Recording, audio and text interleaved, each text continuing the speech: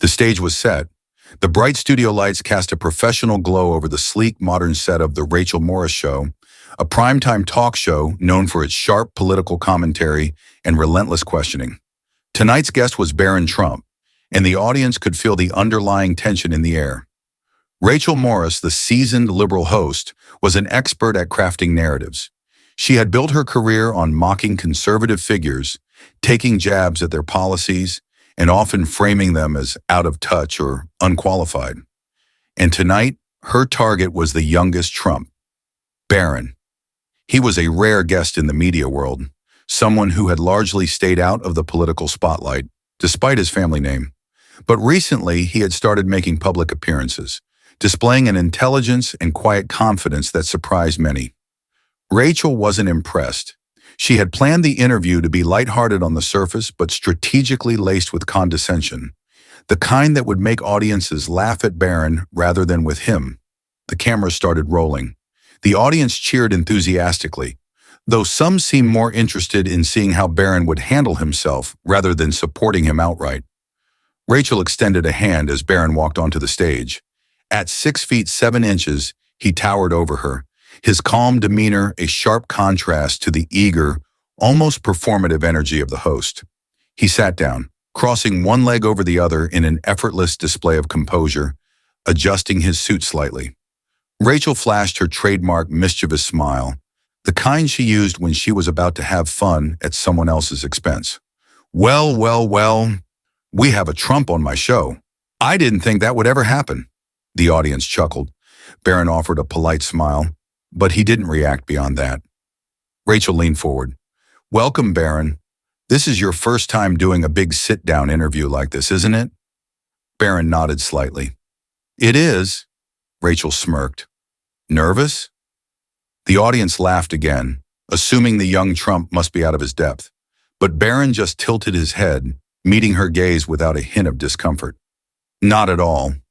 Rachel's smile froze for half a second, just enough for the camera to pick it up. She cleared her throat, brushing it off.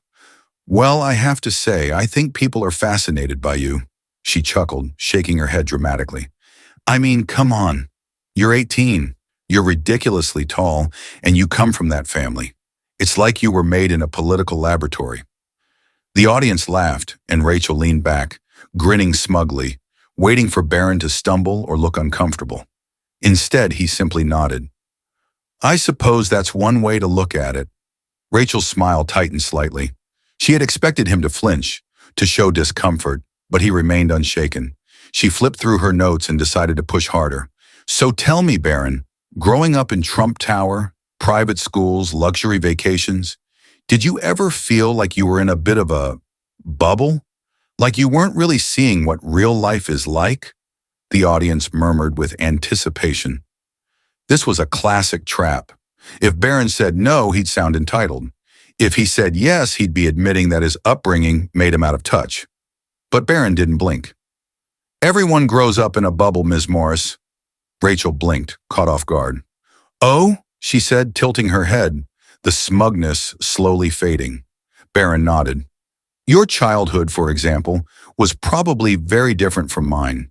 Does that mean you're out of touch with how I grew up? The audience let out a collective, ooh, sensing the shift in control. Rachel's eyes flickered, her mind racing. He had turned the question back on her effortlessly. Well, she started, trying to regain control. I wasn't exactly flying in private jets as a kid. Barron shrugged. And I wasn't hosting late-night talk shows. Every life is unique. I don't think anyone fully understands someone else's reality unless they've lived it. The audience clapped unexpectedly, catching Rachel off guard. She laughed, but it was a touch more forced now. Okay, I see you came prepared. But let's talk about something that's a bit more, controversial. She flipped a card dramatically, glancing at the audience as if she were about to deliver a punchline. Your dad. The audience perked up, sensing the moment they had been waiting for. Rachel continued, her voice laced with mock concern. Barron, I have to ask.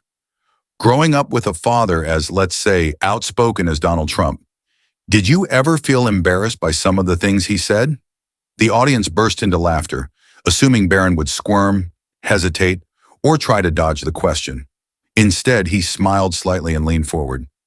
Did you ever feel embarrassed by some of the things Joe Biden said? The room went dead silent. Rachel's smirk evaporated instantly. The audience, unsure how to react, gasped softly. Barron remained perfectly still, his expression cool and unreadable. Rachel, now clearly off her game, let out a forced chuckle.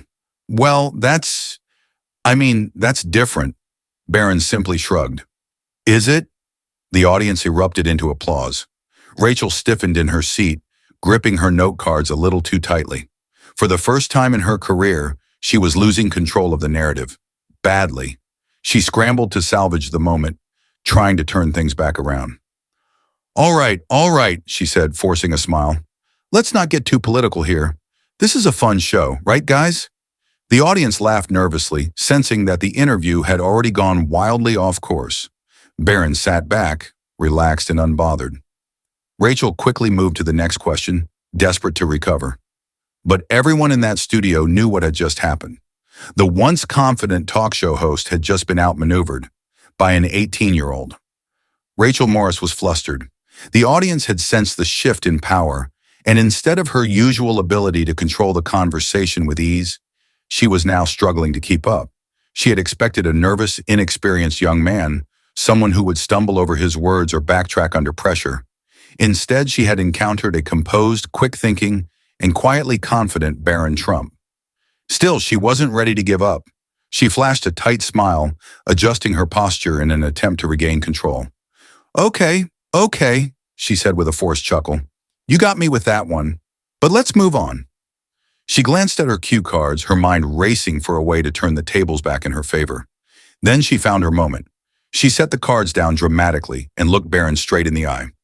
All right, Barron, let's be real. Your father was one of the most controversial presidents in history. His policies, his tweets, the way he spoke about people, he wasn't exactly known for subtlety, was he? The audience chuckled. Barron simply raised an eyebrow, waiting for her to continue. Rachel smirked. There were times when even his supporters cringed at what he said. Be honest, was there ever a moment where you thought, Dad, maybe you should just stop talking?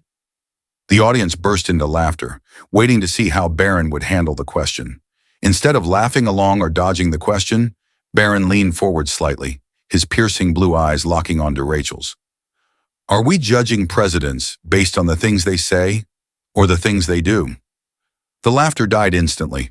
Rachel blinked, caught off guard again. Barron's expression remained calm, but there was an undeniable edge to his words, a quiet yet unshakable confidence. Rachel tried to recover quickly. Well, words matter, don't they? Barron tilted his head slightly. Sure, but actions matter more. If we judged every leader in history only by the worst things they said, we'd have to erase a lot of people from history books. The audience let out a collective, ooh, at his response. Rachel let out a tight, forced laugh, waving a hand dismissively. All right, Barron, all right. I see what you're doing. But let's be honest. You're young.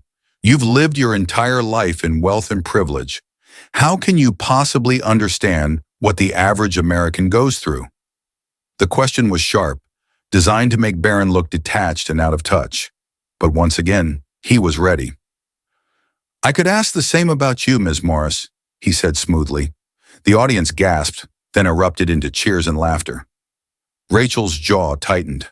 Excuse me, she said, arching an eyebrow. Barron remained completely unfazed. Let's be real, he continued. You've worked in media for years. You live in an expensive city, you probably have a team of assistants, and you're interviewing me from a chair that costs more than what some people make in a month. The audience roared with applause. Rachel's face flushed slightly, but she forced another laugh, pretending to brush it off. All right, Barron, I'll give you that one, she said. But tell me this, do you actually want to go into politics? Or are you just riding your father's legacy? It was a baited question, one designed to frame Barron as nothing more than a product of his father's name. But Barron had anticipated it. He sighed slightly, as if he had expected the question all along. People assume I'm just here because of my last name, he said. But the truth is, no one really knows what I stand for yet. And that's the funny part. People love to make assumptions about me before I even open my mouth. Rachel opened her mouth to respond, but Barron wasn't finished. You asked if I want to go into politics, he continued. But the better question is, why does the media assume I have to? Rachel was stunned into silence for the first time all night. The audience erupted into applause once again, some people even giving him a standing ovation. Rachel's face twitched slightly, her mind racing for a way to save the interview. But it was over. Barron Trump had just done what very few had managed to do on her show. He had flipped the script entirely. He had entered as a guest expected to be mocked, but now he was leaving as the man who had controlled the entire conversation. As the applause died down, Rachel forced a smile, but everyone watching could tell she was rattled. Well, Barron, this has been interesting. Barron chuckled softly. Glad you think so. The audience laughed again, fully aware of what had just happened. Rachel sighed dramatically. All right, fine. I'll admit it. You handled yourself well. Barron nodded. Appreciate it. The cameras began to fade out, and the last thing viewers saw was Rachel shaking her head, muttering to herself, while Barron sat calmly, looking completely unbothered. And just like that, the internet exploded. Within hours, the clip was trending under. Barron Ounds, Rachel Weir, Iksharna, calm and collected. Future Trump comment sections flooded with reactions. He didn't just hold his own, he dominated. Rachel thought this was going to be easy. She learned today. Barron Trump is not to be underestimated. By the next morning, multiple news outlets were analyzing how an 18-year-old had outclassed one of the most seasoned interviewers on television. And Rachel? She had to face the humbling reality that she had just become the latest public figure to underestimate Barron Trump. Don't forget to like and subscribe for more stories that inspire and challenge us to grow. What would you have done if you were in his shoes? Let us know in the comments below.